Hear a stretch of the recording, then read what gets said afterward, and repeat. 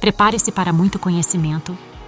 Começa agora a web aula Jornada do Paciente com Câncer de Pulmão no cenário da saúde suplementar.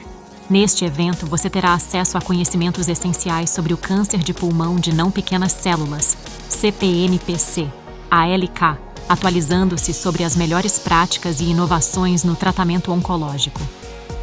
Entre os temas envolvidos estão: panorama sobre CPNPC-ALK, forma de diagnóstico e medicamentos aprovados no rol versus características, eficácia e segurança.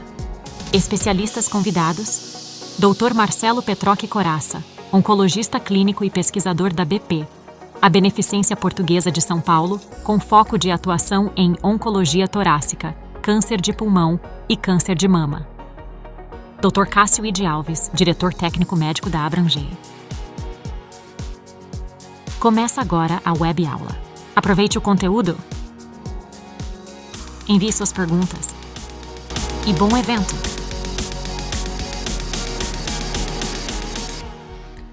Bom dia a todas e a todos. É um prazer imenso aqui estar virtualmente com vocês novamente para mais uma web aula Abrange. Hoje vamos falar sobre um tema que é bastante caro aí para todos nós, né? Até colaboramos recentemente com a elaboração de uma linha de cuidados sobre esse tema. É realmente um tema bastante importante. E hoje temos aqui, em oferecimento do nosso parceiro científico, a Pfizer, temos o Dr. Marcelo Petroc, que é um dos mais preparados, aí, um dos mais atualizados no manejo desse tipo de doença, da linha de cuidado do câncer de pulmão. Dr. Marcelo é médico oncologista e atualmente é oncologista clínico e pesquisador da Beneficência Portuguesa. Claramente, o câncer de pulmão, apesar de não ser o mais frequente, é o que mais mata, né? E isso muitas vezes pela dificuldade aí de um diagnóstico precoce e um tratamento que vá atingir aí os estadios mais avançados, né? Hoje o Dr. Marcelo vai trazer um pouquinho para a gente a jornada do paciente com CA de mama no cenário da saúde suplementar, né? Acho que é um tema fundamental e temos aí um speaker altamente preparado que vai poder nos dar aí bons insights para a gente entender melhor como isso está ocorrendo. Agradeço novamente a Pfizer por trazer e ser nosso parceiro científico e trazer o Dr. Marcelo. E passo a palavra, sem mais delongas, para o Dr. Marcelo e por favor, não esqueçam de enviar perguntas aqui, eu vou tentar organizá-las, porque o Marcelo responda para a gente depois. Marcelo, por favor, fica à vontade, a palavra é sua. Obrigado, doutor Cássio. É um prazer estar aqui com vocês para discutir esse tema que eu sempre gosto de colocar como é que o câncer de pulmão com essa alteração molecular específica, o ALK, como que ele mudou a perspectiva do tratamento ao longo do tempo. A gente usa muito o tema agora que os avanços que a gente teve mesmo no cenário metastático foram sem precedentes. A gente usa muito esse termo. E a ideia aqui é para falar com vocês um pouco sobre, trouxe alguns casos clínicos, mas para tentar contextualizar um pouco do que a gente tem hoje de mais avançado, não só no diagnóstico, mas também entender como é que essa doença funciona. Então vamos lá, vamos começar a conversar um pouquinho sobre essa doença, o câncer de pulmão com alterações em ALK. Esses aqui são os meus potenciais conflitos de interesse. E para a gente poder começar a falar de câncer de pulmão, eu acho que, independente do momento em que a gente esteja na nossa história como médicos, a gente aprendeu na patologia, classicamente, o câncer de pulmão se divide em pacientes com câncer de pulmão de pequena célula, uma doença extremamente relacionada ao tabagismo, uma doença muito complicada da gente tratar, e o câncer de pulmão de células não pequenas, que a gente acabava dividindo classicamente em tumores escamosos, também muito relacionados ao tabagismo, e os tumores não escamosos também com relação ao tabagismo um pouco menos. Quando eu fiz patologia, e não tem tanto tempo isso, não sou tão velho assim, a gente parava aqui. A gente não tinha nenhuma outra análise, era escamoso ou não escamoso, ponto final. Só que ao longo do tempo a gente começou a entender que a gente tem que redividir os pacientes não escamosos em outros dois grupos. Aqueles pacientes que têm tratamentos acionáveis, que têm mutações acionáveis por tratamentos específicos, e os pacientes que não têm mutações acionáveis. E esse é um ponto muito importante, porque se a gente fosse fazer um resumo para quem não trata câncer de pulmão, de como que câncer de pulmão funciona, a gente está falando de quimio mais ou menos imunoterapia aqui, aqui e aqui. E aqui que a coisa muda nos pacientes que têm mutações. Esses pacientes são pacientes, a gente sempre usa esse termo, que são vários grupos de pacientes diferentes, várias pequenas doenças diferentes dentro de uma doença só, que é o câncer de pulmão. E para a gente começar, eu queria trazer um caso clínico para vocês. Esse é um dos casos mais emblemáticos que eu acho que eu já tive a oportunidade de tratar. É uma paciente que, muito querida, infelizmente já falecida, mas muito querida. E essa paciente tem 59 anos, ela é não tabagista, e isso é a coisa que mais chama atenção. A gente sempre tem que levantar alguns flags, algumas bandeiras sobre pacientes que não são tabagistas, pacientes que têm um aumento de risco aí de ter um câncer de pulmão diferente, vamos dizer assim. Só hipertensa e começou com um quadro de trombose aos 59 anos e tosse. Essa paciente, resumindo a história dela, ela foi fazer toda a análise da tosse, fez um raio-x, o raio-x mostrou que tinha uma lesão pulmonar, fez uma tomografia, mostrou que tinha uma lesão pulmonar à esquerda, e ela fez uma biópsia de pulmão esquerda que mostrou um adenocarcinoma produtor de mucina. E esse é um ponto importante quando a gente olha, porque a gente olha na biologia, na patologia desse caso, a gente vê realmente várias áreas de produção de mucina, até formando aquelas famosas células em anel de Pinete. Então, é uma coisa que chama muita atenção quando a gente fala em ALK, né? Tem algumas características muito particulares da doença. E tudo bem, essa paciente tem um câncer de pulmão, a gente tem que analisar ela da forma correta. E aí a gente foi fazer todo o estadiamento dessa paciente. No estadiamento ela já tinha na tomografia, não precisou nem fazer um PET nesse caso, ela já tinha metástase pulmonares e hepáticas na tomografia. O PET ele é indicado na maioria das vezes, mas nesse caso a gente conseguiu dar diagnóstico sem nenhuma outra necessidade. Uma ressonância de crânio sem evidência de doença. E aí, toda vez que a gente pega um paciente, tabagista ou não, todos os pacientes com câncer de pulmão, eles precisam fazer um perfil molecular correto. Em 2016, as coisas eram um pouco diferentes. Parece que a gente está falando do século passado, mas 8 anos é uma era em câncer de pulmão. E essa paciente, na época, a gente não tinha tantos dados de tantas drogas diferentes, então a gente fez um painel para ela, genômico, vendo as principais mutações que ela tinha, EGFR, CARRAS, RAP, algumas mutações acionáveis. Essa foi feita um painel genômico para essas mutações por um sequenciamento gênico restrito. Feito a avaliação do ALK, que é essa molécula, que é essa proteína que a gente vai falar tanto, feito por imunohistoquímica, se é uma proteína, a gente pode fazer por imunohistoquímica, e uma avaliação que chama PDL1, esse PDL1 que veio 1%, ele é um marcador de saber se o paciente ele seria um bom ou mau respondedor à imunoterapia. Isso chama muita atenção, esse caso, porque a gente olha para essa paciente, e aí quando a gente fala para pacientes que não são tabagistas, 40, 59 anos, não tabagista, adenocarcinoma, ela tinha que ter uma mutação. Mas em 2016, o que que a gente ia fazer? O que que a gente tinha em setembro de 2016? Ele não tinha conhecimento de poder ampliar para as outras mutações que ela tinha, sobretudo no Brasil. MET, RET, ROS1, a gente não tinha esses dados ainda. Então, a pergunta fica, o que que a gente faria em setembro de 2016? Uma paciente que não lia o livro, ela deveria ter uma alteração genômica acionável, ela não lia o livro. O que que a gente fez para ela? Foi colocar ela no estudo clínico. A gente colocou essa paciente no estudo clínico que não é aprovado esse esquema no Brasil, esse estudo clínico acabou não indo para frente, mas um estudo clínico que basicamente analisava de várias formas diferentes se esse paciente seria responsável, se ele teria responsivo ou não à imunoterapia. E veja que interessante, essa paciente, para ela entrar nesse estudo, ela não deveria ter mutações acionáveis em EGFR nem em ALK. E pelo teste que a gente fez, ela de fato não tinha. E ela tinha um PDL1 de 1%, ela foi randomizada para um dos dois braços, e no final das contas ela acabou, e hoje eu falo, que bom que ela caiu no braço controle. E ela recebeu quimioterapia por esse estudo, ela poderia ter recebido imunoterapia em combinação com quimioterapia, e vejam que essa paciente teve uma resposta muito boa. Ela começou o tratamento em 7 de 11 de 2016, vai fazer agora 8 anos, por acaso é meu aniversário, dia 7 de 11 de 2016, estou ficando velho aí, e ela, com 4 ciclos de cisplatina e pemetrexed, ela teve uma resposta muito boa.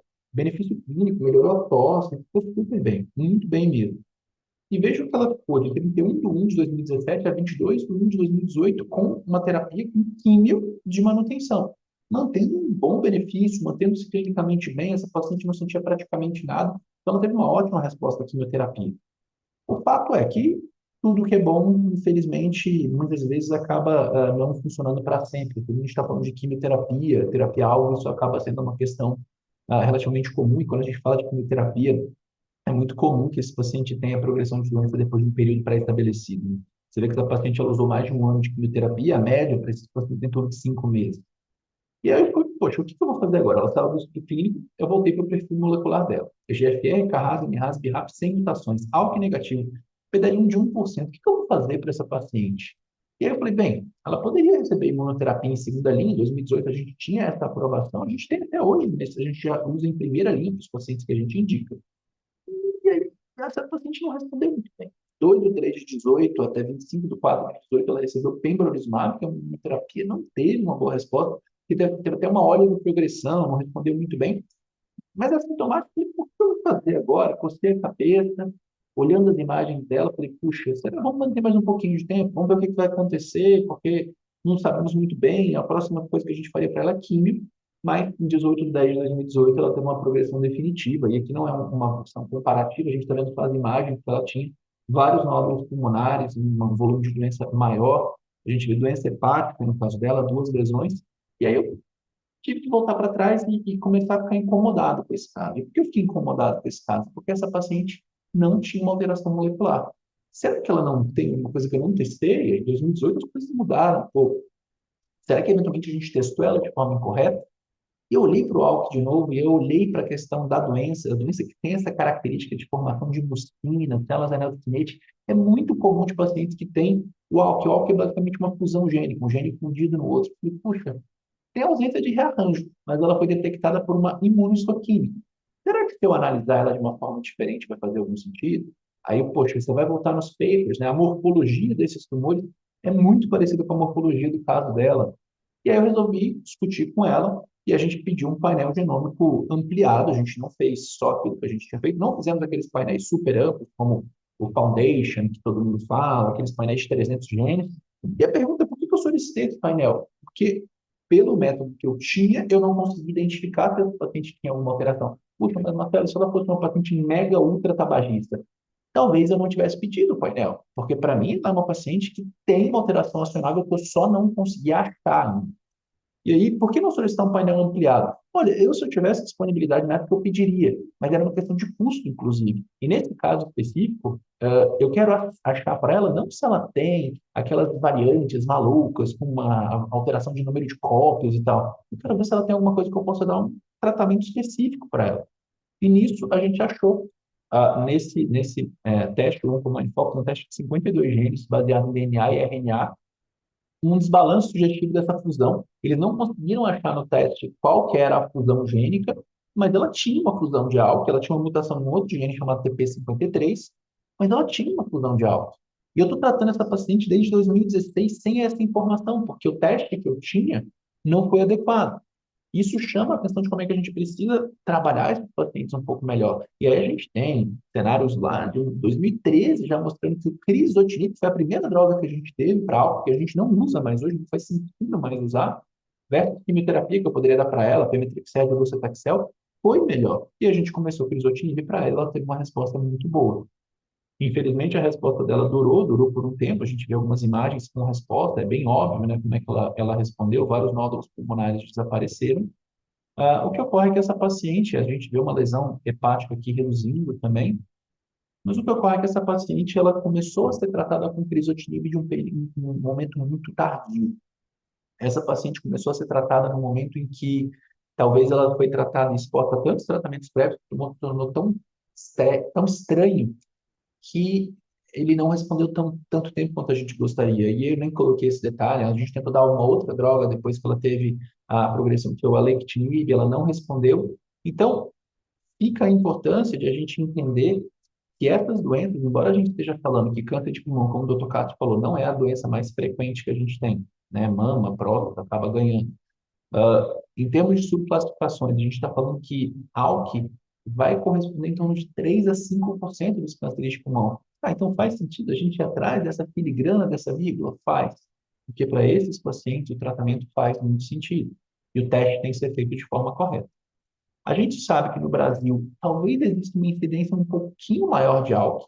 A gente tem um dado, esse dado foi quando foi apresentado em 2019 no Congresso Brasileiro, que aliás começa amanhã, mas depois de amanhã. E a gente tem alguns dados que chegaram a 10% de álcool, e os dados mais concretos que eu tenho, o maior volume de dados testados que eu tenho, é esse dado que quando eu estava no Camargo, que a doutora Camila Cezana apresentou na SBOC, 7%. Esse foi o dado que a gente tem do GBOT, da Samira Mascarenhas, com 5%. Então, a gente talvez tenha que ter uma quantidade maior de álcool no Brasil. E qual que é a importância disso? A gente entender o que que é esse tal de álcool, o que que é isso.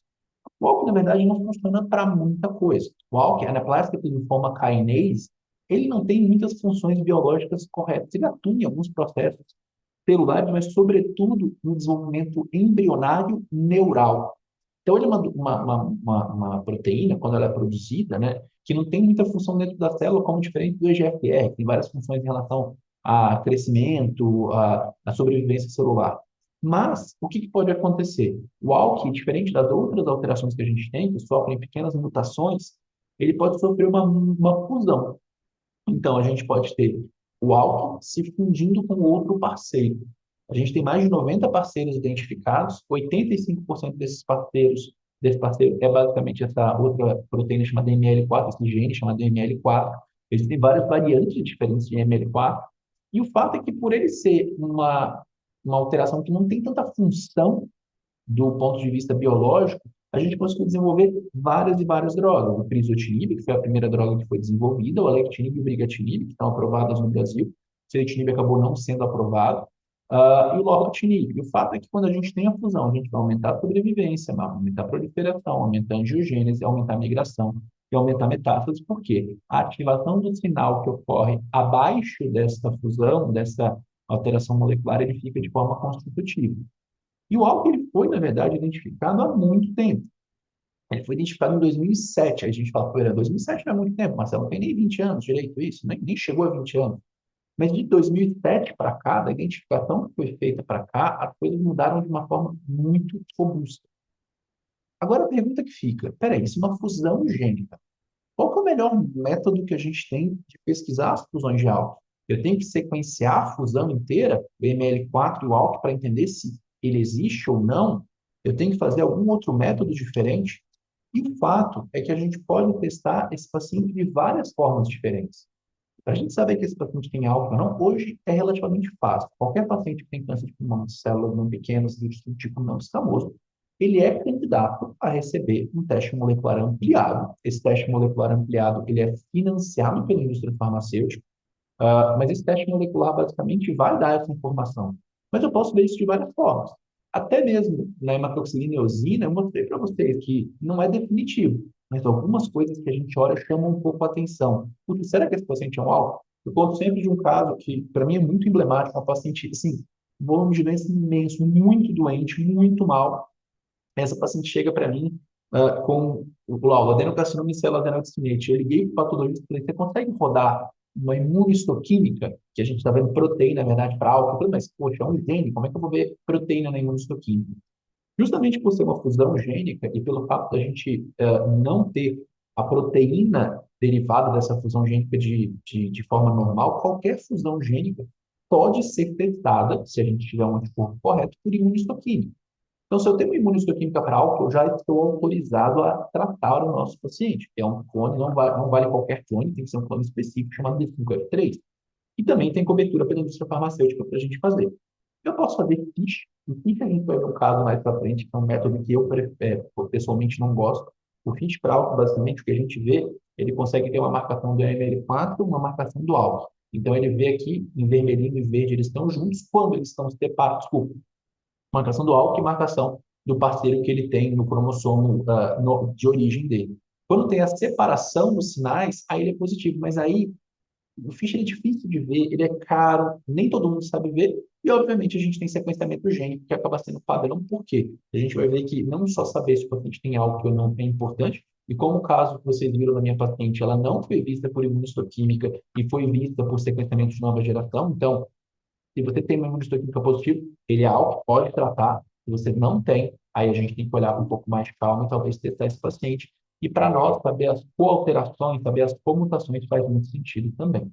E por que que é importante a gente sequenciar os nossos pacientes? A gente hoje sabe que mesmo na fusão mais frequente que tem, ML4 alto, existem 12 variantes descritas. A mais comum é a variante 1, mas, por exemplo, a variante 3 o mecanismo de resistência que ela deriva, ela é muito diferente da variante 1. Os mecanismos de resistência às terapias que a gente vai ter anti-ALK, eles são causados por mutações dentro dessa fusão gênica específica. E essas mutações específicas, por exemplo, essa G1202R, a única droga que nós temos aprovada no Brasil que consegue lidar contra ela é o famoso lorlatinib, droga que é produzida pela Pfizer. Então, se o paciente tem um variante 3, cuja probabilidade de evoluir com a G1202R ela é muito maior, será que a gente não deveria dar lorlatinib desde o começo? E essa informação não tem na imunohistoquímica. Então, primeiro, você está autorizado a tratar o seu paciente com a imuno? Sim. Você deve fazer um sequenciamento de nova geração para ver se o paciente tem outras alterações para melhorar o resultado? Sim, também. Por quê? Além de tudo, esses pacientes, aí é um dado de crisotinib, um dado bem antigo, esses pacientes com variante 3, eles vão pior. Então, a gente tem que talvez dar o tratamento mais potente para eles. A gente precisa sequenciar para entender o contexto como um todo. E eu gosto de chamar o ALK de um outlier molecular. Por quê? Esse é um paper de 2017, publicado pelo grupo francês. De 2017 para cá, teve muita diferença no campo do ALK, em que eles analisaram basicamente se os pacientes que eram ALK, se eles recebiam o crizotinib, que é a droga que era padrão, mais um inibidor de nova geração, ou algum outro tratamento, ou melhor suporte clínico depois do crizotinib. Os pacientes que receberam algum tratamento de nova geração chegaram a uma sobrevida mediana de 90 meses. Falar de 90 meses de sobrevida com câncer de pulmão metastático é uma coisa que é completamente impensável há alguns anos. Então, você conseguir chegar nos 90 meses em 2017, você está chegando muito mais longe do que isso em 2024. Ontem eu conversei com um paciente, que inclusive um dos pacientes que vai ter exposto aqui no final, como um caso clínico, que eu não lembro a última vez que eu prescrevi quimioterapia. Aliás, eu não lembro porque eu fui revisitar uns casos para colocar nessa aula.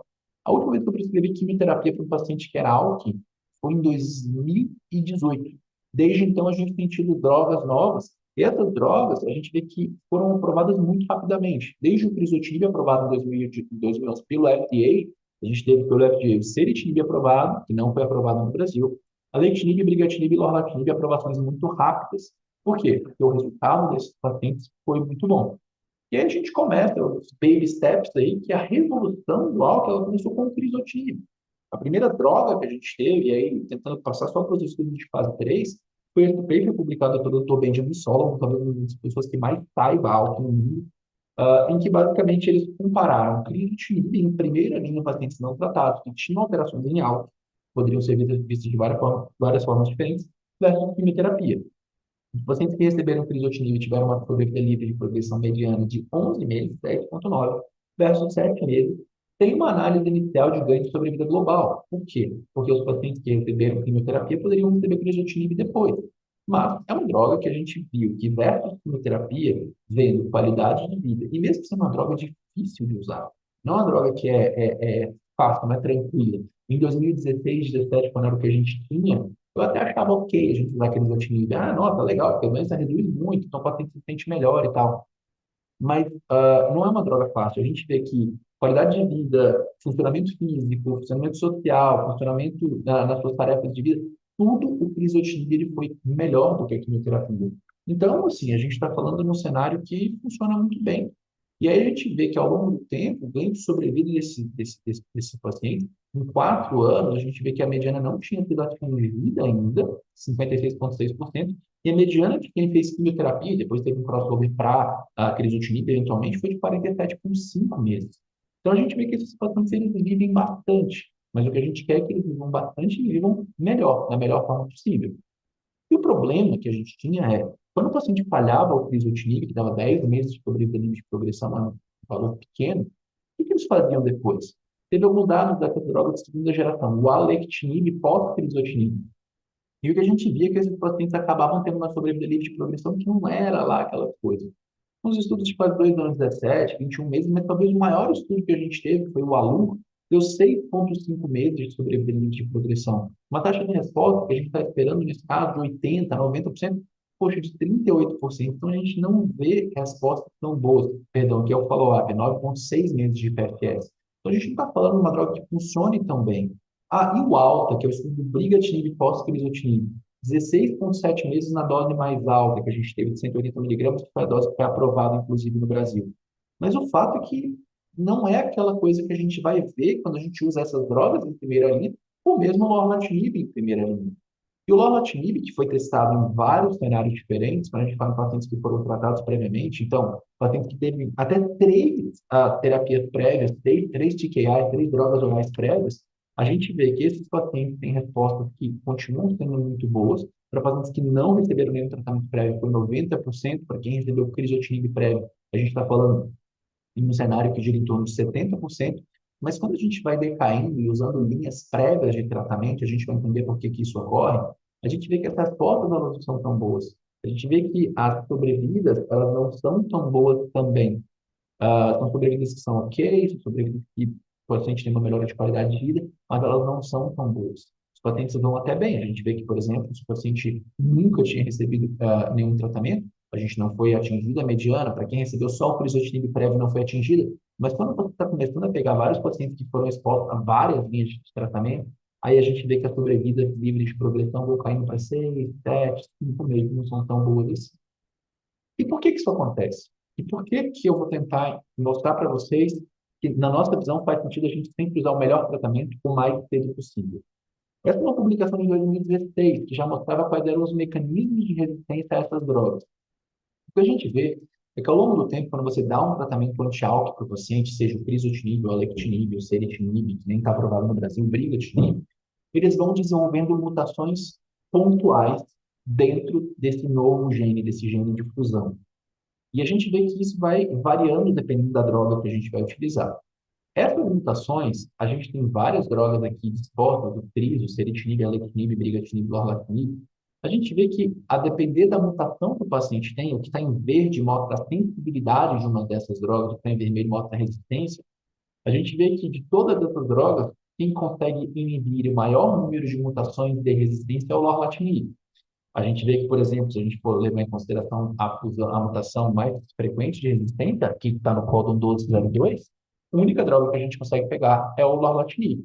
E a gente pensa, puxa, então o ideal seria o quê? Se o paciente usou o CRIS, o ALEC, eu deveria sequenciar esse paciente para ver quando que eu vou usar o lorlatinib, para ver se a gente consegue minimizar custo, minimizar toxicidade. Mas a gente começa a ver que quando a gente puxa as drogas para a primeira linha que são melhores, as respostas são muito mais interessantes. E, para ser bem sincero, a toxicidade, tanto de alectinib quanto de brigatinib, ela era muito melhor do que a gente tinha com crizotinib. Então, a gente tem dois estudos de fase 3. A gente tem o ALEX, um estudo que comparou os pacientes a receberem alectinib ou crizotinib, então não tem mais quimioterapia na drogada. Esse era um paciente que era só visto por imunistoquímica. Esse paciente poderia ter metástases cerebrais, mas não se permitia crossover. E na análise que a gente teve desse estudo, quando foi analisada em 2019, a gente foi até publicado apresentado um pouquinho antes, a gente teve uma sobrevida livre de progressão de 34,8 meses. Lá, quando a gente teve isso, antes de 2020, a gente já teve aquela frase, isso aqui é sem precedentes, versus 10,9 meses de crizotinib. E vem aquela questão, e se eu sequenciar del crizotinib, aí depois eu dou um, depois eu dou outro, depois eu dou outro, depois eu dou outro. Se a gente for tomar tudo, eu não posso fazer isso por uma questão de comparação entre estudos, mas se eu for tomar tudo, eu não vou chegar aos 34,8 meses. Sem contar que o alectinib é uma droga mais bem tolerada. E é uma droga que, diferente do crizotinib, que os pacientes que têm álcool, eles têm uma predileção muito grande para ter mutações, para ter metástases em sistema nervoso central, a eficácia do alectinib ela era muito melhor. Em 12 meses, a gente teve 9,4% de pacientes que tiveram lesões cerebrais, versus 41,4%. Mas ainda sem ganho de sobrevida global. Por que que não tem ganho de sobrevida global? E eu já tentei convencer várias pessoas em várias esferas, inclusive políticas, em relação a isso. Porque a gente sempre tem um novo inibidor sendo desenvolvido que é mais interessante, que é melhor, porque as respostas desses pacientes são muito longas e permitem que a gente tenha o desenvolvimento de novas drogas. A gente não tem, e até hoje a gente não tem esse dado sobre a vida global. O que a gente vê, e aí são detalhes que fazem muita diferença para a gente, que se o paciente tem metástase cerebral já ao diagnóstico, na análise aí, uma mediana de follow-up bem longa, a gente chegou em 24, 27 meses nessa análise de 2017, a gente tem uma mediana não atingida versus 7,4 meses de controle de doença. O ganho também existe para quem não tem metástase cerebral, mas ele é ainda mais impactante para esses casos. Em torno de, falando em evento adverso, é uma droga que, para quase todos os eventos adversos, sobretudo náusea, que crizotinib dá bastante, diarreia, que crizotinib dá bastante, edema periférico, é muito menos comum em alectinib. Então, a gente vê algumas coisas que são muito comuns para a droga, aumento de bilirrubina, mialgia, mas tudo de grau 1, uma coisa bem leve. Então, a gente vê que é uma droga melhor tolerada. Assim como foi o caso do brigatinib, que também é uma droga de segunda geração. Um estudo praticamente igual, permitia que os pacientes tivessem recebido quimioterapia prévia, então essa é uma diferença pontual desse estudo. Não poderia ter recebido uma terapia anti-ALK prévia. E a gente vê mais ou menos a mesma coisa. Na primeira análise, não atingido versus 10, então aquele 10 do crizotinib a gente vai tendo mais ou menos a mesma coisa. Só que a gente vai tendo uma análise mais profunda e mais longa do estudo, que é a sobrevida livre de progressão, avaliada pelo Comitê Central de 24. Lembrar que lá do Alectinib, a gente teve a sobrevida que foi pelo investigador, que é o que a gente vê aqui de 29 versus 34 que a gente teve no Alectinib. Por quê? Os hazard ratios, ou seja, a magnitude de benefícios, eles são muito parecidos. Mas por quê? Será que é porque os pacientes podiam, por exemplo, ter usado quimioterapia? Tendo usado quimio ou não, os pacientes tiveram resposta. Será porque tinha mais ou menos metástase cerebral? Também não.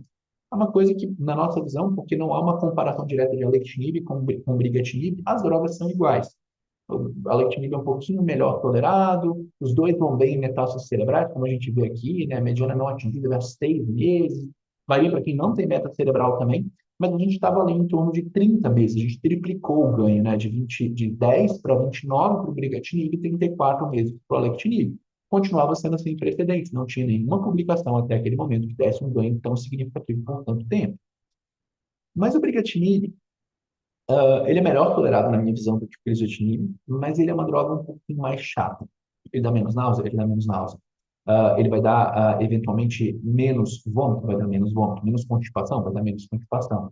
Mas tem umas coisinhas chatas que ele causa, é uma droga que, quando a gente fala, sobretudo, em algo que é muito pouco dimensionado em pesquisa clínica, que é fadiga, os pacientes sentem um pouquinho mais. Uma droga um pouco mais potente, talvez que funcione um pouquinho melhor no cérebro, funciona para algumas mutações que o alectinib não pega, mas não é uma droga que eu consiga hoje justificar que exista o uso dela como uma coisa padrão, embora continue achando que ela é uma droga melhor do que o crizotinib. Então a gente tem isso. 34,8 meses para o alectinib, 29,5 meses para o brigatinib, a gente estava feliz nessa época, mas a gente teve esse dado que foi apresentado inicialmente em 2020, de novo pelo Benjamin Solomon, foi o estudo Crown com o lorlatinib. Muito criticado na época porque você não comparou ao que a gente tinha de melhor, alectinib ou brigatinib, mas esse estudo ele foi desenhado antes da gente ter os resultados do alectinib e do brigatinib. Então não dá para a gente poder criticar que o crizotinib seja o braço controle desse estudo. E a minha pergunta, faz sentido lançar mão todas as nossas fichas, porque o lorlatinib é o mais potente de todos em primeira linha? O Crown é um estudo igual aos outros dois. Lorlatinib versus crizotinib, pacientes que eram ALK, podia ter metástase cerebral. E o endpoint primário desse estudo foi sobrevida livre de progressão.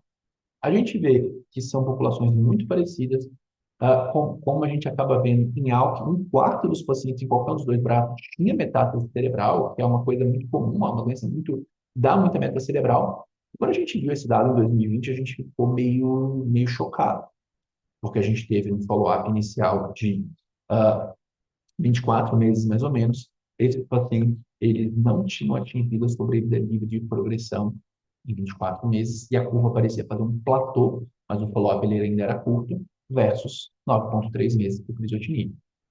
Era um hazard ratio sem precedentes, era 0,43, 0,45 para alectinib e brigatinib, 0,28 agora.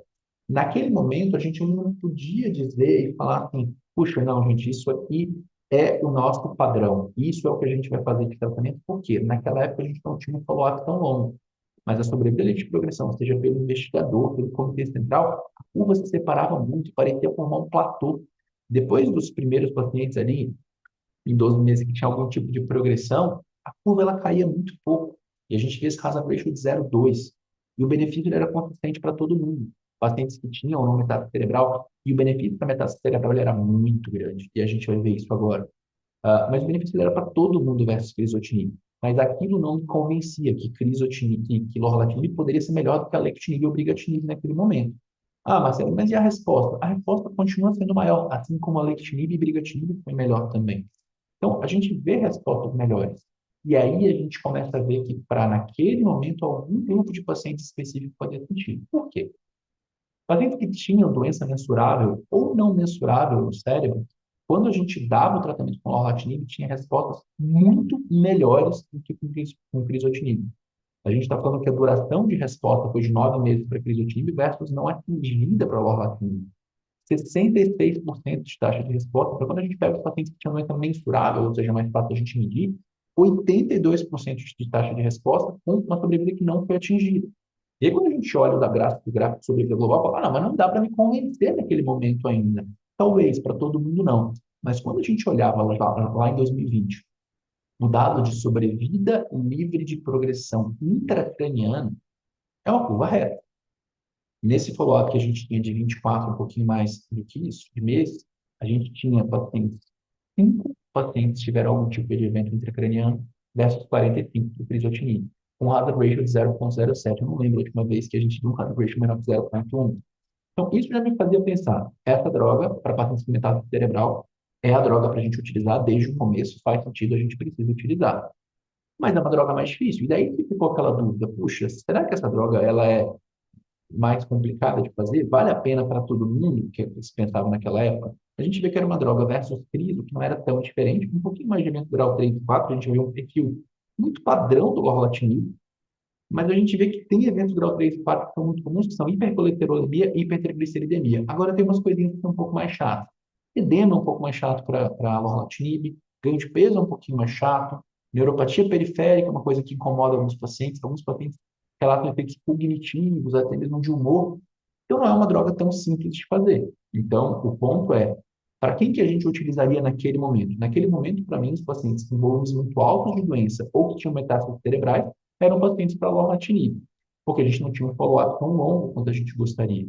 Ah, mas é mais tóxico, mas daí a qualidade de vida vai ficar pior. Não, a qualidade de vida dos pacientes ficou melhor. Por quê? Porque as respostas foram maiores, os pacientes com lesões cerebrais tinham respostas mais importantes, e ao longo do tempo essa resposta ela era mantida. Até porque depois que você passava do 12º mês, você tem uma queda muito importante, então todo mundo está tendo progressão de doença naquele momento.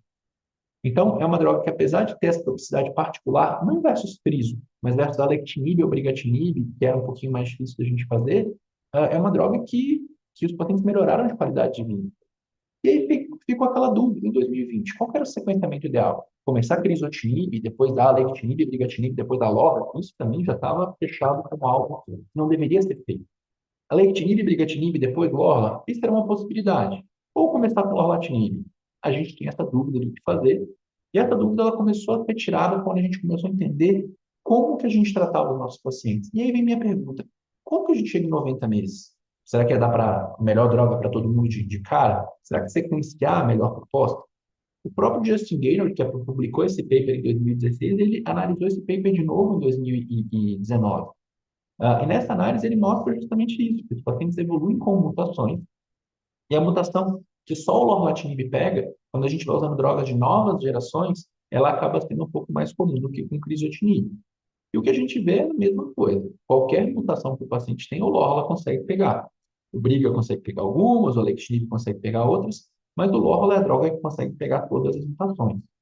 E aí vem uma outra pergunta. A gente deveria sequenciar todas as vezes, até voltar aqui, a gente deveria sequenciar, fazer uma nova avaliação genômica todas as vezes que o paciente tem a progressão de doença? E aí começaram a ter alguns dados que mostraram para a gente que quando a gente vai sequenciando os pacientes com múltiplas drogas, você aumenta a pressão seletiva sobre diferentes clones do álcool e você começa a poder surgir mutações complexas.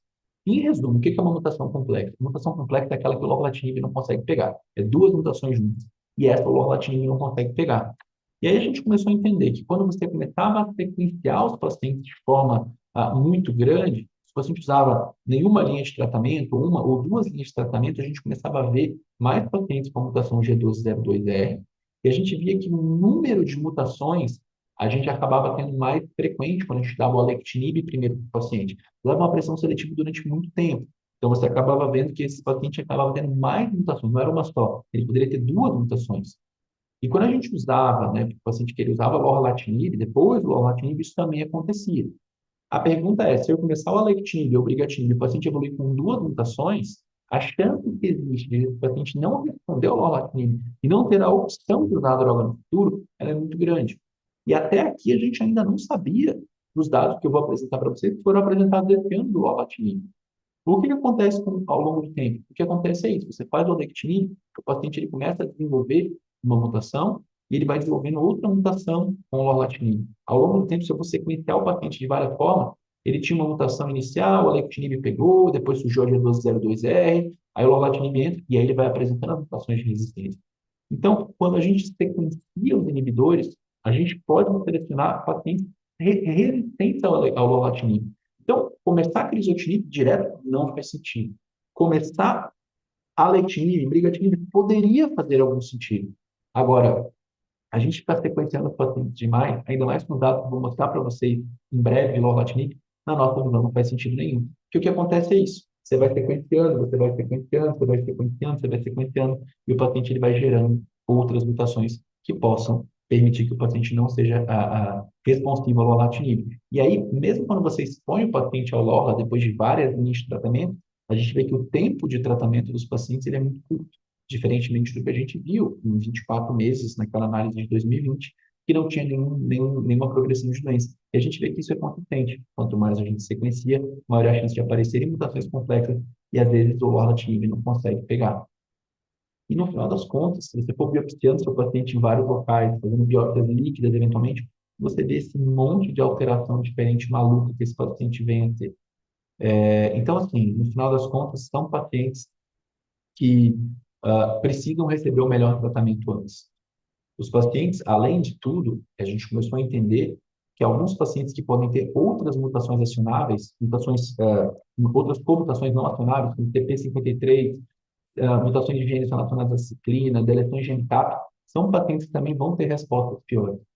E aí a gente começa a entender que podem ter mecanismos de resistência que são on-target, que basicamente são relacionados ao próprio ALK, que aí nesse caso a gente consegue ter uma resposta muito boa ao tratamento com o lorlatinib. Quando o paciente começa a ter mutações compostas, aí mesmo o lorlatinib não vai funcionar e talvez vai ter um espaço para os inibidores de quarta geração. E a gente também tem que sequenciar porque alguns pacientes podem ter mutações, sobretudo quando a gente usa o lorlatinib, mutações que são fora do ALK, e a gente vai falar um pouco disso. E aí, como chegar aos 90 meses? Era tentando dar as melhores drogas. E aí vem minha pergunta, como é que a gente ultrapassa os 90 meses para os nossos pacientes? Talvez seja esse o caminho. Este ano, em 2024, no Congresso Americano de Oncologia, foi apresentado esse dado, que é o dado do estudo Crown, atualizado com 5 anos.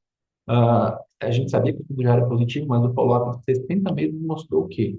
Mostrou algo que, de novo, foi sem precedentes. Em 60 meses, 60% dos pacientes ainda não tinham apresentado progressão de doença. Então, a gente vê que do ano 2 até o ano 5, a gente teve 10% de progressões. Então, em 5 anos, a gente ainda não atingiu a mediana, ou seja, a mediana de lorlatinib ela é superior a 5 anos, enquanto a mediana se manteve em 9 meses para o crizotinib. E a gente vê que depois do ano 2, a gente vai ter até alguns outliers que vão ter respostas com 5 anos. A gente vê isso na prática clínica, um ou outro paciente, aqui, né, 4 pacientes que ainda estavam tendo resposta, tive muito mais pacientes tendo resposta à lorlatinib. A sobrevida global ainda não foi atingida, então continua sendo avaliada. E a gente vê que para metástases cerebrais, o lorlatinib foi a melhor droga, sem sombra de dúvida, mostrando a incrível eficácia dessa droga do sistema nervoso central. Para quem tinha metástases cerebrais no baseline, a gente vê que os pacientes continuam tendo respostas muito robustas. Todos os pacientes que tinham metástases cerebrais no baseline com crizotinib já tinham tido progressão e a gente tinha uma PFS ainda não atingida para o LORLA. Tem, a PFS não foi atingida e a gente ainda tinha alguns poucos pacientes recebendo criso.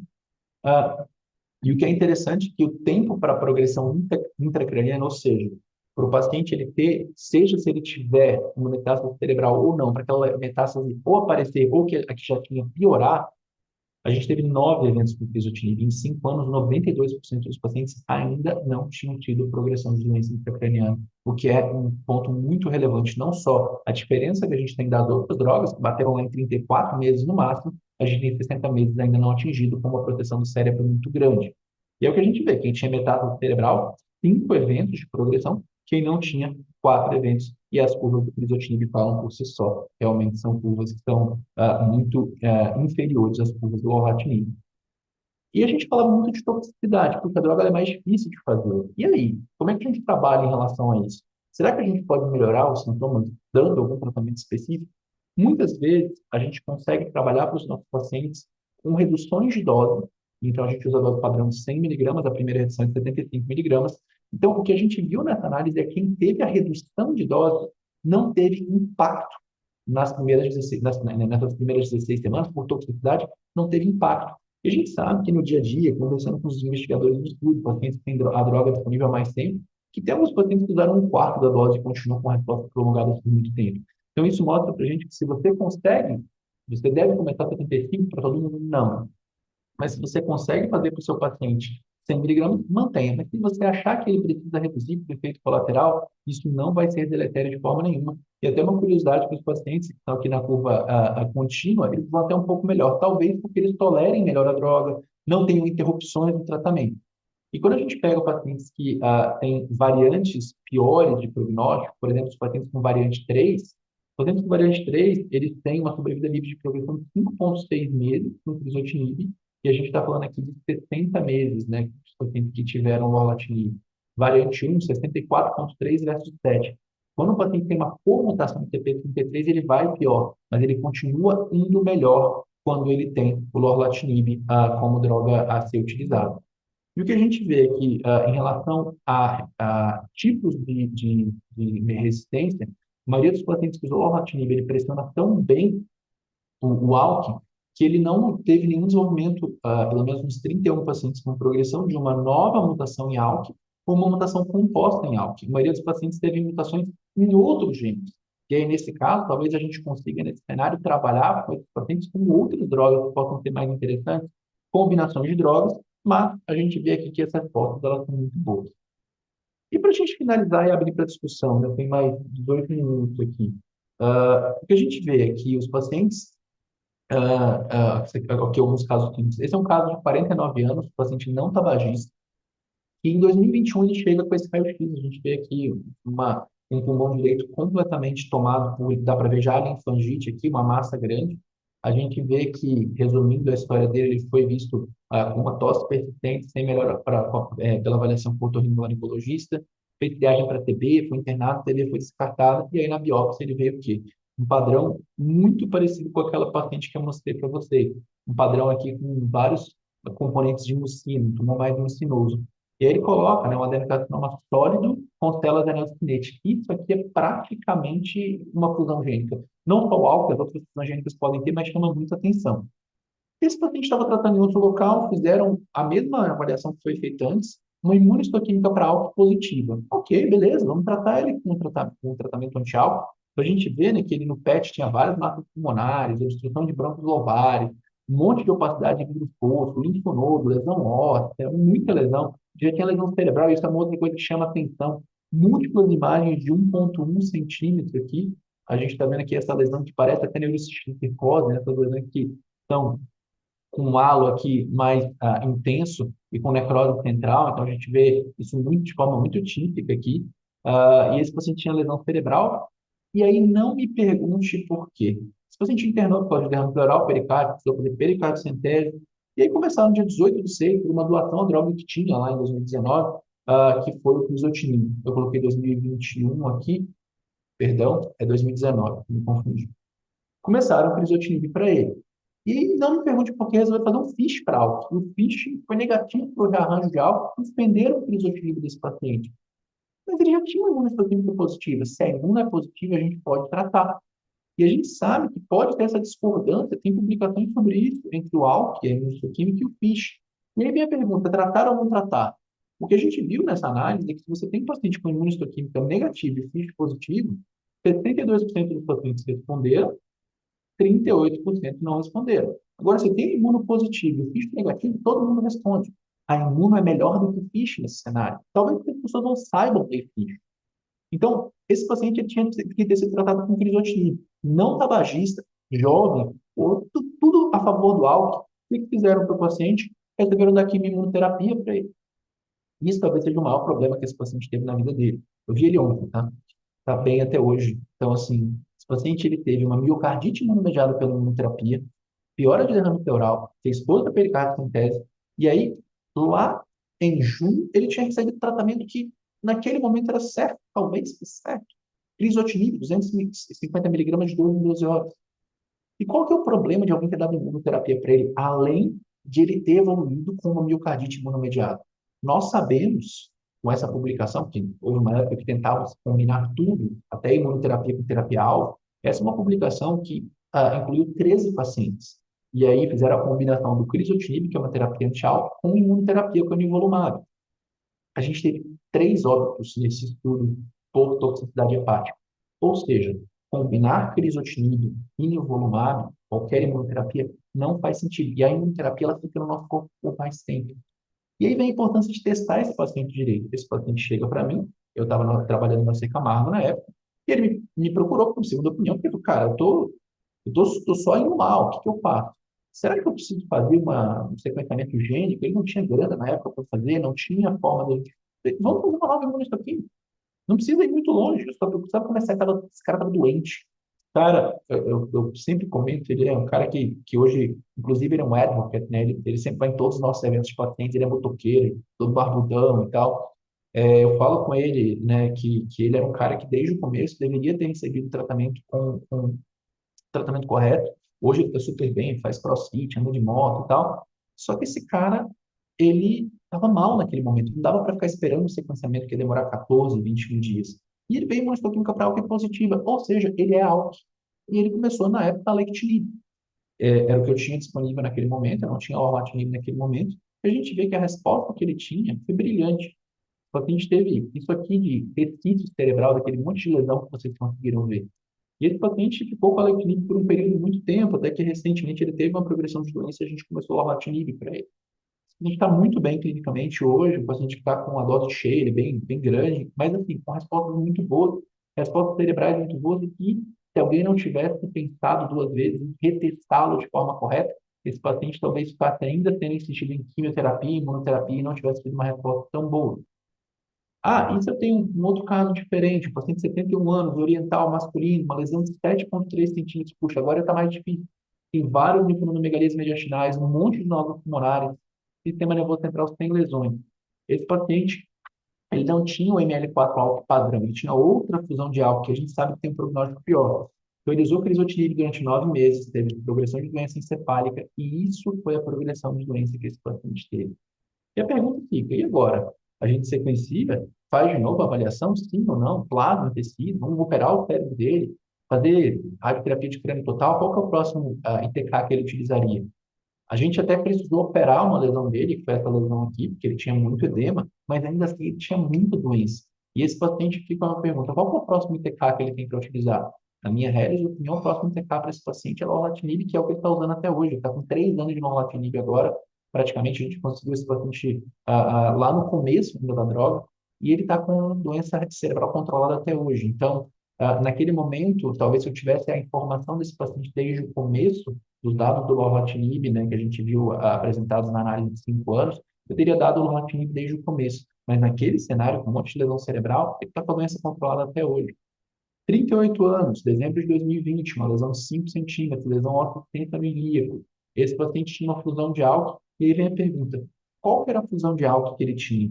A gente fez uma análise para ele, ele começou a lectinib, teve uma resposta completa inicialmente, isso em 2021, antes da gente ter os dados do de forma adequada, mas hoje, se eu tivesse esse paciente na minha frente, ele também está usando o lorlatinib agora pós-progressão, a lectinib ele tinha uma variante 3. E essa variante 3 a gente sabe que tem respostas piores, eles não chegam aos 34 meses. Esse paciente fez 2 anos de tratamento, ele não chegou aos 34 meses, tem 24 meses. E hoje ele está com lorlatinib, ele anda de moto, anda de bike, esse cara, aliás, vai para Aparecida de bike pagar promessa. E aí vem a pergunta, a fusão troca a nossa proposta de primeira linha? Qual que é o próximo TKI na PD? Na progressão de doença, eu dei lorlatinib para ele. E a fusão faria com que eu desse lorlatinib desde sempre para ele, tá? E para a gente finalizar e ter tempo para a gente poder conversar, muito se comenta de que isso que eu estou falando, essa revolução toda, é para uma porcentagem de pacientes muito pequena. Essa publicação do Guilherme Arada, meu grande amigo, uma publicação que todo mundo que tem interesse em câncer de pulmão merece ler. A gente vê que o ALK está aqui, ele é classificado dentro dos 34% de pacientes que têm mutações raras. E essas mutações raras que a gente tem são mutações que podem até parecer pouco frequentes, mas a gente vê que essas mutações, comparando, né, em diferentes populações, elas são mais frequentes, elas parecem ser frequentes de forma diferente em populações diferentes. E como eu falei, A gente está falando aqui no dado do Guilherme, 4, 5%, talvez na população brasileira algo esteja um pouco mais comum. Mas como é que a gente analisa? Será que a gente perde alguns desses pacientes? A gente tem que testar esses pacientes direito. A gente hoje, por imunohistoquímica, pega uma grande porcentagem de casos, mas quando a gente não pega, o que a gente pode fazer? Se eu consigo fazer um sequenciamento combinado por DNA e RNA, que é mais sensível para esse caso, e o sequenciamento que a gente tem hoje, que é feito pela indústria farmacêutica, ele é esse daqui, a gente consegue ter até uma frequência maior de casos. E muita gente, não, isso é uma doença rara. Tá bom. ALK, ele tem uma frequência maior, por exemplo, câncer de pênis e outros tumores genitais, câncer ósseo, ele tem uma frequência maior que, por exemplo, câncer de vulva, ele tem uma frequência igual à leucemia linfocítica aguda e não é tão mais infrequente aqui do que, por exemplo, linfoma de Hodgkin e leucemia mieloide crônica. Então, é uma doença rara dentro do contexto de câncer de pulmão, que é uma doença frequente. E por que que a gente evoluiu tão rápido nesses últimos anos? A gente pode ver que, por exemplo, para as últimas fusões, a gente teve um desenvolvimento do começo até o final para a liberação da droga, por exemplo, o seu percatinib, e durou menos de 3 anos. O ALK ainda teve um processo um pouquinho mais lento. A gente vê que o crizotinib, por exemplo, ele demorou um pouco mais para a gente desenvolver.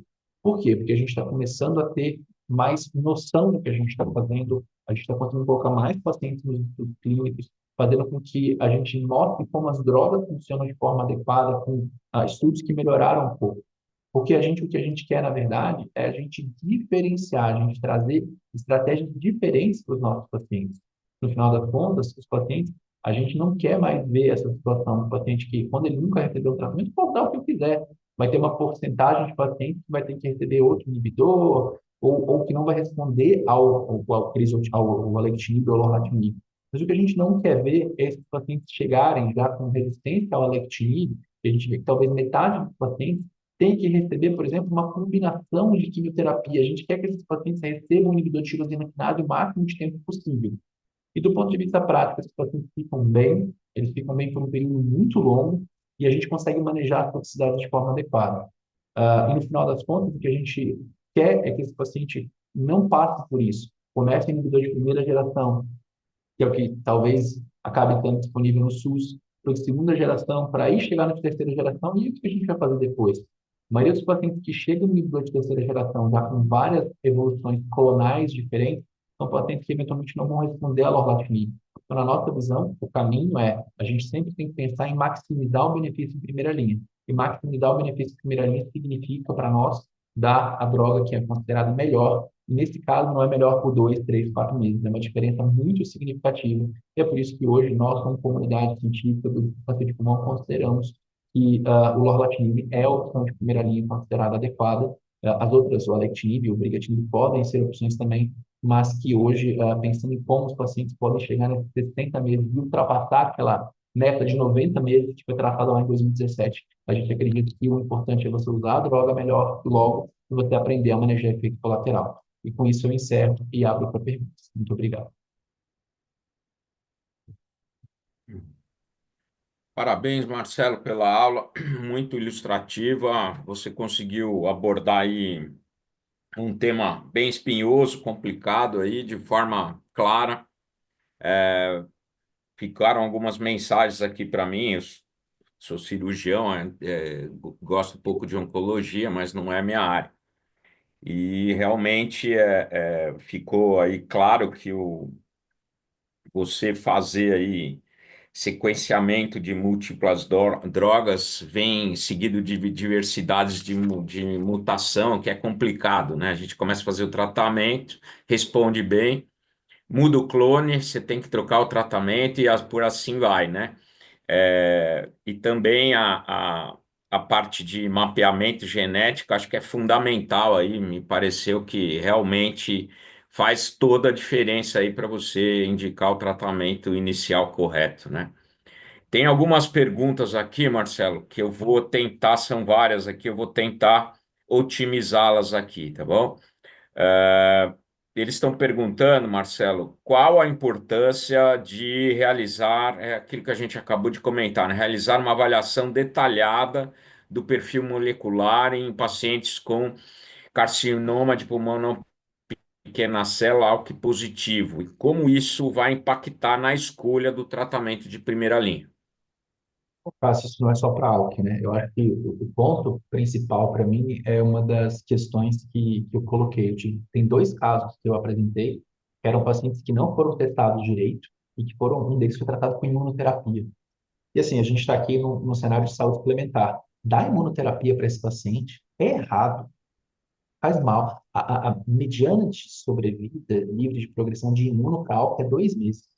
E além de tudo, você está aumentando a chance de você degringolar o paciente quando você der o inibidor de tirosina quinase. Para nós, você testar de forma simples já faz bastante sentido. Então, você saber que o paciente ele é álcool já faz sentido. Você não dá um tratamento inadequado. Isso não vale para álcool, vale para qualquer outra coisa. A gente sabe que imunoterapia não funciona para pacientes com alterações genômicas acionáveis. Mas, à luz do que a gente tem hoje, eu não exijo que ninguém tenha esse conhecimento tão profundo, mas a gente começa a entender que essas variantes de fusão diferentes, e a gente só consegue ver isso por sequenciamento, com mutações em outros genes, podem fazer com que esse paciente tenha respostas piores. E aí vem essa questão, vai mudar o tratamento? Essa pergunta é muito boa, porque na minha opinião, não. Eu ainda vou dar lorlatinib em primeira linha para todo mundo. Tem um pequeno grupo de pacientes que talvez eu pense em dar alectinib. Aquele paciente que já tem uma alteração de colesterol, 78 anos, um cara que talvez eu pense nisso, tem um volume de doença muito baixo. Mas no meu segmento isso muda. Se eu tenho um paciente que tem uma variante de fusão 3 e um TP53 associado, em vez de fazer tomografias a cada 4, 6 meses, dá para fazer. Os pacientes respondem muito bem. Eu vou ter que ver ele mais de perto cada 3, a cada 2 meses, ele tem uma chance maior de não derivar aquela resposta de 60 meses, e aí a gente tem que ficar olhando ele mais de perto. Então, assim, eu vou usar uma frase de um grande amigo do Fernando Santini, que está no Memorial do One Catherine hoje: informação nunca é demais. E aí eu vou usar uma outra frase de um outro grande amigo, que é o William. William fala: você tem que saber lidar com essa informação. Aí você fala, pô, mas eu vou ter que aprender negócio de variante de fusão. Gente, nosso WhatsApp está aqui. Você pode conversar com a gente discute isso junto, mas assim, não vai mudar o tratamento. Eu acho que se você tem dúvidas, é lorlatinib em primeira linha e aprender a manejar vírus colateral, que é muito mais fácil do que aprender genômica. Excelente, Marcelo. Eu vou juntar mais duas aqui. Tem muita questão sobre sequenciamento, tá? Mas vamos lá. Com o uso de múltiplos inibidores ALK, há um aumento da pressão seletiva e surgimento de mutações complexas. Essa é uma informação bem interessante que você conseguiu mostrar aí, né? Geralmente isso é meio Uhum. vago, mas você conseguiu mostrar certinho. Quais são os desafios e benefícios dessa estratégia de sequenciamento? Eu acho que hoje, primeira questão, o que é sequenciar? É começar lá no crisotinib e ir seguindo até. Não, crisotinib não existe mais para essa população. Ah, mas eu só vou ter crisotinib porque eu estou numa operadora verticalizada. Olha, o preço não é tão diferente assim. Ah, eu só tenho crisotinib porque está no SUS. Tá, aceitável, porque não tem outra opção. Até porque não tem nenhum estudo clínico aberto para ALK no Brasil nesse momento. Agora, quando a gente fala em sequenciar, se eu tenho um paciente que está usando lorlatinib, ou alectinib, ou brigatinib, a gente tem vários desses casos, que tem uma resposta muito longa. Eu tinha uma tendência antes de, não, eu vou sequenciar, fazer o sequenciamento gênico, porque se esse paciente tiver uma mutação que responda ao brigatinib, eu posso dar o briga e depois dar o lorla. Esse dado de você gerar uma pressão seletiva e gerar mutações complexas, talvez você não permitir que o paciente use o lorlatinib depois, me faz pensar 2 vezes. Hoje, eu acho que é interessante sequenciar, e aí vem uma questão muito da prática de quem trata só câncer de pulmão. É interessante sequenciar para quê? Para eu saber se ele tem um mecanismo bypass, se ele tem um mecanismo fora do alvo. Pode ser uma outra mutação, que aí não adianta dar o Lorla. Se eu der o Lorlatinib para ele, eu vou estar malhando no ferro frio. Mas não é mais necessário, na minha visão, a gente fazer sequenciamento ALEC. A gente fazia isso na época que a gente não tinha os dados do lorlatinib tão bons assim.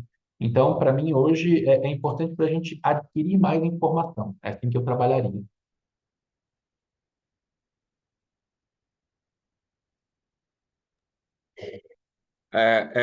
Marcelo, você falou um ponto interessante, né? Custo e tal. É sempre importante quando a gente vai avaliando impactos orçamentários, né? O custo, muitas vezes, ele não reflete exatamente o que acontece, né? A gente tem que pensar o que traz de valor, né? Então, estou só dando essa introdução, porque muitas vezes o que parece que você está pagando menos, no fim com os custos indiretos, diretos, fora as óbvias consequências aí para os pacientes, para a qualidade de vida, isso acaba tendo um valor baixo, né? E o custo não se confirma, né? Ou seja, você acaba tendo um custo menor, mas também não entregou valor nenhum, não adianta nada, você desperdiçou recurso. Desse ponto de vista, né? Desse ponto de vista de operadora de saúde, como você acredita que elas podem equilibrar os custos dos tratamentos avançados com os pacientes com álcool positivo, né? Com a necessidade de oferecer as melhores opções? Nesse espírito de custo-efetividade, avaliando custos diretos e indiretos, quais são as considerações mais corretas para as pessoas, para os gestores que estiverem fazendo essa avaliação, que você pode aí colaborar hoje, Marcelo? Essa é uma pergunta muito complexa e muito boa. Eu acho que a primeira questão é a gente olhar, e você falou isso muito bem, magnitude de benefício. Ah, não, vamos usar uma droga que custa o triplo do valor, mas o benefício ele é marginal, diferença de um mês e meio, cheio de efeito colateral. Faz sentido? É difícil a gente entender isso. Ah, tem uma droga que é muito melhor tolerada e a magnitude de benefício ela é pequena em termos de sobrevida. Faz um pouco mais de sentido. Agora, a gente tem que entender o que realmente muda. E assim, você puser 70 meses de uma droga oral, você está diminuindo os custos, na minha visão, falando em relação ao LORLA, e outra droga também, você está diminuindo alguns outros custos ancilares. O paciente vai ficar menos internado, ele vai vir menos vezes a consulta, ele vai fazer menos exame de imagem. Então, assim, é lógico, poxa, mas a droga custa muito caro, eu sei. Mas, assim, a questão é o fator comparador. Eu não estou comparando ela a fazer quimioterapia, que custa talvez 15 vezes menos. Mas estou comparando aos outros inibidores, cujo custo não é tão diferente assim. Eu acho que a gente, como comunidade médica da oncologia, tem cada vez mais tido um papel para tentar melhorar isso.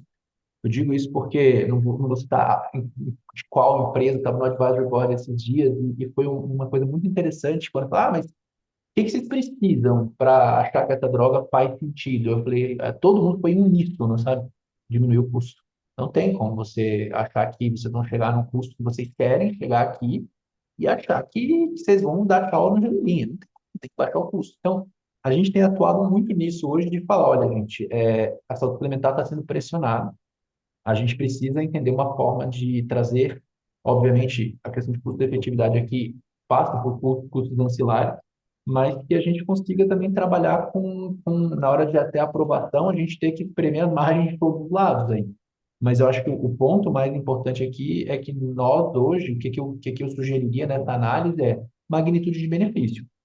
Usar crisotinib, para mim, crisotinib nesse cenário, para outros cenários ele funciona, acho que é uma droga que é interessante. Mas, assim, do ponto de vista de saúde suplementar, não tem por que pagar a droga. Eu mostrei para vocês que você usa o Cris, depois o Alec, depois o LOR, eu tenho a chance de você não conseguir usar o lorlatinib, você vai viver menos e vai internar, vai precisar fazer radioterapia do cérebro. Então, assim, você diminui muito os custos ancilares. É lógico, quando o benefício ele é tão grande, 60 meses de pacientes que não atingiram ainda, 70% não tendo atingido a sobrevivência de progressão mediana, é lógico que você acumula o custo desse período todo. Mas eu acho que nesse contexto é algo que faz sentido, que vale a pena. Sobretudo se a gente aprender a manejar os efeitos colaterais que os pacientes podem ter. Excelente, Marcelo. Acho que ficou bem claro. Deixa eu te fazer mais uma pergunta aqui. Tô juntando as perguntas. Ainda no. Estão te pedindo dicas para o gerenciamento. Aí Considerando não é comigo, aí eu ligo para o meu sogro, que trabalhou com plano de saúde há muito tempo, eu dica, ligo para ele. dicas científicas, vamos lá.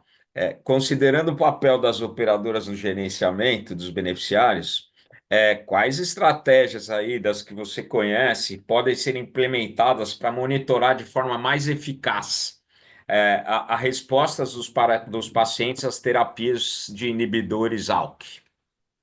Isso não vale só para álcool, vale para tudo. Eu acho que uma das coisas que, falando em monitoramento, a gente tem vários centros, né? Eu trabalho num grande centro, assim, em São Paulo tem vários desses. Aqui, inclusive, entrou aqui para querer falar comigo. Eu estava dando aula, minha enfermeira navegadora, para falar comigo. Ó, Marcelo, depois eu falo com você. Deve ser algum paciente que tem algum efeito colateral que a gente precisa trazer mais cedo. O maior erro que a gente tem, na minha opinião, é você dar o tratamento quando não está funcionando. Isso é muito errado. Só que os pacientes, às vezes, eles não falam. Ou porque eles têm medo de mudar, ou porque eles têm medo da doença estar progredindo. Mas a gente fazer um monitoramento ativo faz muito sentido.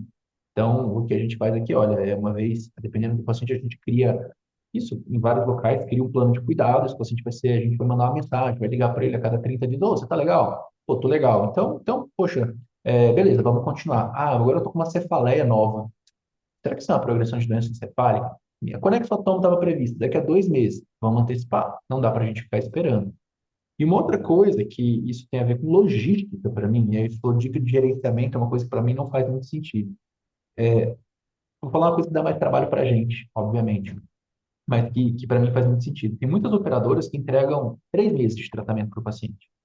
Tem uma operadora que entrega 6 meses de tratamento, 6 caixas, o suficiente para 6 meses. E aí você vai olhar que esse paciente usou três e teve progressão de doença. E aí parou de usar. O que você faz? Vamos devolver? Muitas operadoras não aceitam. Então, assim, você monitorar e você fracionar as entregas, talvez tenha um custo um pouquinho maior de você colocar no motoboy e o motoboy mandar, entendeu? Mas, assim, é um custo que é muito pequeno, pensando no contexto de você ter pacientes que estão ali ficando com medicações que custam 30 mil, 35 mil reais e o que a gente consegue fazer é doar para outras pessoas, entendeu? Fazer doação e tal. Só que nem sempre acontece isso. Às vezes o paciente já, vou deixar isso aqui, vai que eu uso de novo um dia, eles vão mudar. Então, assim, isso é uma outra coisa de gerenciamento que faz muito sentido. Não tem por que ficar fornecendo 6 meses de tratamento de uma vez. O paciente fica pé da vida com isso. Todo mês eu tenho que mandar receita? Todo mês. Porque ele tem que saber que você está usando, que você está se beneficiando pelo tratamento. E aí, talvez nesses contatos, né, que o paciente tem que lembrar isso. Mas é fazer aquele, a operadora, ligar, tô fazendo em contato, quero saber se você está bem, se está tranquilo, está usando a medicação, beleza. Manda a próxima receita para mim? Manda, pronto.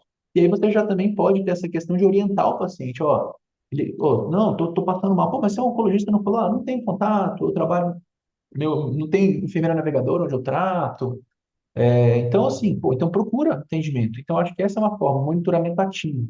Até mesmo coisas como isso foi apresentado na ASCO na Congresso Americano de 2017, e hoje todo mundo, né, um monte de gente, eu não gosto de usar relógio, mas um monte de gente tem Apple Watch hoje, mas os dispositivos, aplicativos de monitoramento, assim, a pessoa, ela tinha que entrar lá uma vez por dia e falar se ela estava bem ou mal, e aí, sei lá, se ela falasse 3 dias que ela não estava bem, tivesse dado um score ruim, ela recebia uma ligação. Pô, o que está acontecendo?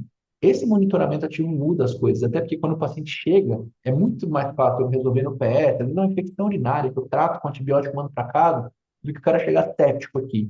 Então, acho que esse seria o caminho, não é em relação à droga. E óbvio que as operadoras e a gente não tem que conversar com as operadoras, fazer negócios que funcionem para todo mundo, que deem sustentabilidade. Mas isso, pelo menos do meu lado, eu não consigo atuar. Vocês atuam mais sobre isso, vocês sabem fazer isso.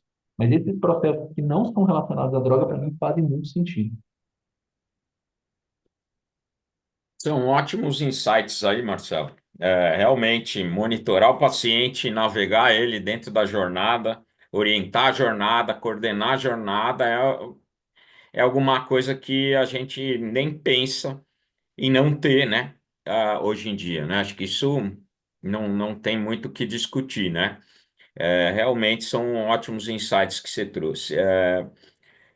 E eu escutei também 90 meses, né? Para uma doença tão grave assim, a gente Mais do até que isso brilha hoje, o olho, provavelmente, né? se Deus quiser. Brilha até o olho, né? Então, assim, vamos condensar duas perguntas aqui sobre isso, né? Então, em relação, mais ou menos assim vai ficar, em relação ao objetivo de alcançar uma sobrevida de até 90 meses, quais são os principais fatores a serem considerados na escolha e no sequenciamento dos tratamentos? Acho que a resposta simples para isso é começar o que há de melhor logo. Esse é grande, é fácil de entender. Eu, mais uma vez, e eu quis fazer uma coisa muito, tentar ser o mais, embora patrocinado pela Pfizer e tal, eu quis ser bem idôneo, que quando a gente teve os primeiros dados da droga, né, falando do Lola, não me convencia que todo mundo deveria receber. O follow-up ele é curto. Ninguém me provava que ele ia passar os 34,2 meses do Alectinib. Mas agora, assim, a gente fala, não, não vou usar porque é tóxico. Não, aprende a usar. É aquela história, não vou fazer faculdade de medicina porque é difícil. Não é. Se vira, aprende. Tem como aprender a manejar. Não é um bicho de sete cabeças, não é transplante de medula óssea halogênico, entendeu? Porque aí realmente é difícil. Assim, é usar a droga melhor antes. Por quê? Se a gente for olhar o desenvolvimento dos inibidores de álcool ao longo do tempo, o que a gente está usando hoje provavelmente não vai ser o que a gente vai estar usando daqui a 5 anos. Só que quando o paciente, lá em 5 anos, né, tiver 60 meses, tendo a progressão de doença dele e tal, esse paciente, eventualmente, já vai estar podendo participar de um estudo clínico, de um novo inibidor, de uma nova estratégia, que a gente pode ver se vai ser mais eficaz. E nós aproveitarmos do nosso lado, já que a gente está aqui na Abrange, falando justamente de, pô, vai pegar um inibidor novo, vamos fazer que o preço seja razoável, que o preço seja adequado, né? Então, eu acho que o caminho é sempre escolher o que há de melhor primeiro, porque é o que eu falo com meus pacientes. Comecei o Lorlatinib semana retrasada. Ele falou, mas e quando parar de funcionar? Eu falei, ó, quando parar de funcionar? Tem uns 5 anos, 6 anos, 7 anos. O que a gente vai saber de oncologia torácica no cenário de álcool é completamente diferente do que a gente sabe hoje. Quando eu saí da residência, em 2017, eu tinha só o crizotinib. E eu lembro até hoje que o dado do alectinib foi apresentado em 2017. Todo mundo ficou arrepiado. Meu Deus do céu, 34 meses, isso nunca vai ser batido. Tá aí, foi batido, 60 meses. Então, assim, a gente tem que começar o que há de melhor logo para que esse paciente possa se beneficiar do que vai ter daí para frente e até mesmo entrar em estudos clínicos. É o que a gente também quer, né, para poder participar da construção da ciência. Perfeito, Marcelo. É isso aí. Você se assustou quando você saiu da residência, imagina eu que saí da residência em 93, Em né? 93 eu estava na pré-2. Estava na pré-2. Eu sempre gosto de falar. Eu falo isso enquanto eu tenho tempo ainda, Cássio, porque aí quando eu tiver daqui a 20 anos, eu não vou poder fazer essa piada mais. Então eu já resolvo fazer logo já. 93 ali, o que a gente está vendo hoje parecia ficção científica, era um sonho, né? Mas a gente realmente tem que aproveitar o que a gente está vivendo hoje, ter estratégias e aproveitar o conhecimento de profissionais como você para desenhar essas estratégias, tá? Aproveitar os insights. Eu não tenho mais perguntas aqui. Acho que você esgotou o assunto, né? Eu só queria te fazer uma pergunta aí, é pessoal minha, tá? Cada vez mais, com essas mutações, eu vejo que a parte genética é fundamental, né? Você acredita que algum dia a gente não vai mais tratar câncer de pulmão, não vai mais tratar câncer de pâncreas, a gente vai tratar a mutação genética? Você acha que isso vai acontecer ou não? Não. Para um grupo de pacientes, isso já é verdade, já. É o que a gente está vendo aqui. Mas a gente sabe que esses são os tumores, eu gosto de comparar esses tumores a árvores, né? Quando você tem esse tumor, que é o álcool, ele nasce como se fosse o eucalipto. Ele pode chegar lá em cima, ele pode ficar imenso, mas o tronco é fininho. Então, ele não tem uma complexidade tão grande. Por isso que a gente consegue trabalhar com um inibidor específico. O cara que fumou a vida inteira, e a gente vai continuar fumando. Assim, a gente tenta fazer as pessoas pararem de fumar. Eu comento sempre que, atualmente, às vezes, vou andando de carro, nesse engarrafamento maluco de São Paulo, eu olho para os botecos, para os bares, e a galera de 20 e poucos anos fumando, que é coisa que a gente... A galera da minha geração, eu tenho 37 anos, faço 38 agora, não estava nessa, sabe? Não era tão comum.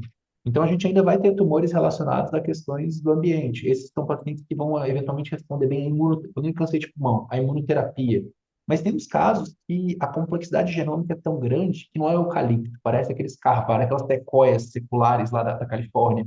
E é assim, é um tumor que é tão complexo que, como diria uma colega minha lá da Bahia, a gente pode dar água benta e banho de pipoca, que é uma coisa que de fato existe na Bahia, que eu não sabia, e esse tumor não vai responder a nada. Então, assim, acho que a gente está cada dia mais em direção a uma medicina personalizada. Só que é tão bonito que todo mundo acha que aquele sapato vai servir. Mas tem casos que, igual eu pego um paciente que tem um álcool, eu falo, doutor, eu quero receber imunoterapia, porque a minha tia recebeu e ficou bem. Mas para você não funciona. Eu acho que o que a gente vai fazer é personalizar cada vez mais. Obviamente, tem pacientes que vão ser grandes vão se beneficiar muito, mas da mesma forma que a gente tenta resolver o problema, o tumor também, ele é inteligente, ele tenta sobreviver. Então, eu acho que a gente está muito longe disso. Tem coisas que a gente vai ouvir falar no futuro, terapia celular para pacientes com álcool está sendo desenvolvida, terapia celular para outros alvos, tal, para a gente curar os pacientes. Mas, assim, eu prefiro, foram tantas expectativas frustradas na vida, que eu prefiro esperar as coisas acontecerem com mais calma. Muito prudente, Marcelo. Obrigado pela resposta. Essa foi minha, me ajudou. Eu vou, pessoal, como não temos mais perguntas, estamos finalizando. Primeiro, parabenizar a aula do Dr. Marcelo Petroc Coraça. Coraça, né, Marcelo? Coraça, é diferente, lá da minha terra é com dois S. E realmente a sua aula foi brilhante. Obrigado. Aprendi bastante, tenho certeza que o pessoal também aprendeu. Agradeço o nosso parceiro científico, a Pfizer, pela oportunidade de estar aqui moderando essa aula do Dr. Marcelo. E estamos convidando a todos para a próxima. Com certeza teremos uma próxima. E Dr. Marcelo elevou bastante aí Obrigado. o nível. A gente vai ter que ter, né, cuidar para que a gente consiga manter esse nível aí. Parabéns, Marcelo. Abro aí o último minutinho para suas considerações finais. Agradeço a Branja, agradeço a Pfizer. Por favor, Marcelo. Não, só agradecer. É um desafio falar sobre isso. Para mim é muito mais fácil dar essa aula quando eu estou no meio de oncologistas, porque não existe, por incrível que pareça, a preocupação naquele momento de falar em sustentabilidade. E eu acho que assim, é um desafio por isso, porque é lindo, tudo isso que a gente faz é lindo, é maravilhoso, mas a pergunta é quão sustentável isso é e vai ser no futuro. Então, a gente tenta trabalhar hoje, né, o Grupo Brasileiro de Oncologia Torácica, a Sociedade Brasileira de Oncologia Clínica, em trabalhar direto em métodos de trazer sustentabilidade, formas de trazer sustentabilidade, de melhorar a saúde de todos e a saúde financeira também de todos, porque é uma coisa que tem pegado muito, né? Muitos pacientes perdendo o plano de saúde, porque os custos estão muito altos e tal. Então, agradeço a oportunidade, agradeço a Pfizer aí, parceiro de bastante tempo, e fico à disposição. Meu contato estava ali na aula, mas o pessoal pode pegar, é marcelo.coraça@bp.org.br. A gente pode bater papo aí quando precisar. Tá certo? Contem comigo. Obrigado, pessoal. Tchau, tchau. Boa tarde. Até a próxima. Obrigado, viu? Até Tchau, mais. tchau. Tchau.